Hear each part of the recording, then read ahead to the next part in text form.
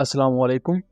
Welcome to conflict card. दोस्तों, पाकिस्तान के chairman joint chiefs of staff committee general Sahir Shamshad Mirza उन्होंने मालदीव्स का दौरा किया है। वहां मालदीव्स के प्रेसिडेंट मोहम्मद मुइज़ू के साथ उनकी मुलाकात हुई, मालदीव्स के डिफेंस मिनिस्टर के साथ मुलाकात हुई, मालदीव्स के आर्मी चीफ या मिलिट्री चीफ से भी उनकी मुलाकात हुई। इसको लेकर अब एंडलेस पॉसिबिलिटीज को डिस्कस किया जा रहा है। पाकिस्तान का मालदीव्स में इतना बड़ा जो एक विजिट है और ये रिसेंट मुलाकातें हुई हैं, ये काफी ज्यादा इश्यूज क्रिएट कर सकती हैं इंडिया के लिए। और दूसरा, मालदीव्स ने ऑफिशियली इस चीज को एक्नॉलेज किया है कि वो फ्यूचर में पाकिस्तानी मिलिट्री सर्विसेज के साथ कोऑपरेशन चाहते हैं और इवन इसके लिए वो किसी दूसरे प्रेशर को बालाए ताक रखते हुए पाकिस्तान के साथ वो कोऑपरेशन को आगे लेकर भी चलेंगे। क्योंकि माजी में ऐसा हो चुका है कि मालदीव्स पाकिस्तान से मिलिट्री इक्विपमेंट खरीदना चाहता था, इवन पाकिस्तान के साथ कुछ नए इनिशिएटिव्स भी इन्होंने लॉन्च करने थे, बट इंडियन प्रेशर की वजह से वो नहीं कर सके थे। मैं जैसा कि आपको थोड़ा सा माजी में अगर ले जाऊं तो 2006 में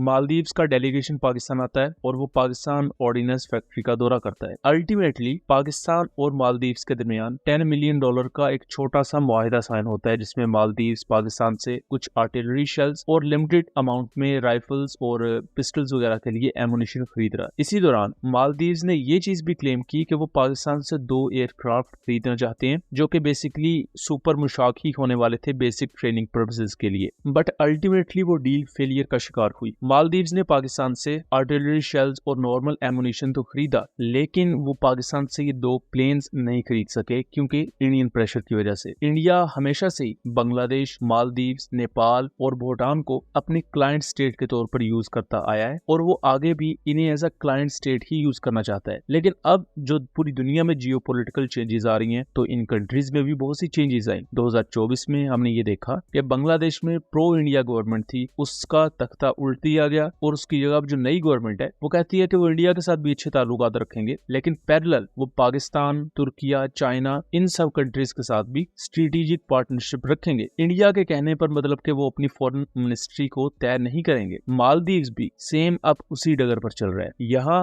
अहम चीज ये है कि पाकिस्तान की शिप्स के लिए खासतौर पर जो कार्गो शिप्स है वो इंडिया के पोर्ट्स पर नहीं रुक सकती। तो इस वक्त पाकिस्तान ये कोशिश कर रहा है, जिसके लिए ऑलमोस्ट चीजें फाइनलाइज हो चुकी हैं, कि पाकिस्तान मालदीव्स एंड देन बांग्लादेश की पोर्ट्स को यूज करेगा अपने कार्गोज को ट्रांसपोर्ट करने के लिए और नए सी लाइन्स ऑफ कम्युनिकेशन को यहाँ तरतीब दिया जा रहा है। और यही स्पेशल डिप्लॉयमेंट होगी पाकिस्तान नेवी की भी। इंडिया इंडियन ओशन में क्या कर रहा है, क्योंकि मालदीव्स के बिल्कुल साथ ही चारों तरफ इंडिया ही है, वहां नजर रखने के लिए भी पाकिस्तान नेवी की डिप्लॉयमेंट काफी ज्यादा बड़ा स्टेप होगा, जिससे इवन इंडिया को भी परेशानी लाहक रहेगी। इसके साथ साथ मालदीव्स में और इंडियन ओशन के नजदीक चाइना अपनी स्पाई शिप्स भेजता रहता है। ये spy ships basically ballistic missile tracking ships होती हैं, जो न सिर्फ ओशनोग्राफी से रिलेटेड मुख्तलिफ डाटा कलेक्ट करने के लिए, बल्कि इवन अगर एनिमी कई 100 किलोमीटर दूर भी कोई मिसाइल टेस्ट करता है या किसी दूसरे मिलिट्री इक्विपमेंट को टेस्ट किया जाता है, तो उसका डाटा भी ये मिसाइल ट्रैकिंग शिप एक्वायर कर सकती हैं। रिसेंटली सितंबर 2025 में इंडियन मिलिट्री ने एक नोटैम जारी किया, जो कि एक मिसाइल टेस्ट से रिलेटेड था। चाइना ने उसी वक्त अपनी एक स्पाई शिप इंडियन ओशन में भेज दी, बट इंडिया ने वो टेस्ट नहीं किया। शायद चाइनीज स्पाई शिप के होने की वजह से इंडिया ने अपने पूरे का पूरा मिसाइल टेस्ट ही कैंसिल कर दिया। और चाइना ज्यादातर अपनी जो स्पाई शिप्स हैं उनको मालदीव्स या कभी कभी वो बांग्लादेश या श्रीलंका में भी डॉक कर लेते हैं। अहम चीज ये है कि मालदीव्स खुद पाकिस्तान के साथ मिलिट्री टू मिलिट्री कोऑपरेशन चाहता है। तिजारती ताल्लुकात ऑलरेडी हैं, लेकिन बहुत लिमिटेड हद तक हैं। अब जैसे जैसे इंडिया का इन्फ्लुएंस वहां से खत्म हो रहा है, तो मालदीव्स खुद पाकिस्तान की तरफ आ रहा है। और जो 2006 में एक डील मुकम्मल नहीं हो पाई थी, हो सकता है कि अब आने वाले वक्त में उससे भी ज्यादा बेहतर डील्स पाकिस्तान और मालदीव्स के दरमियान हमें देखने को मिले। दोस्तों, ये था एक एनालिसिस। उम्मीद करता हूँ चीजें क्लियर रही होंगी। वीडियो पसंद आई हो तो इसे ज्यादा से ज्यादा शेयर कीजिएगा, ताकि इस तरह की मजीद इंफॉर्मेटिव वीडियोस हम आपके लिए लेकर आ सकें। मिलेंगे अगली वीडियो में, तब तक के लिए अल्लाह हाफिज।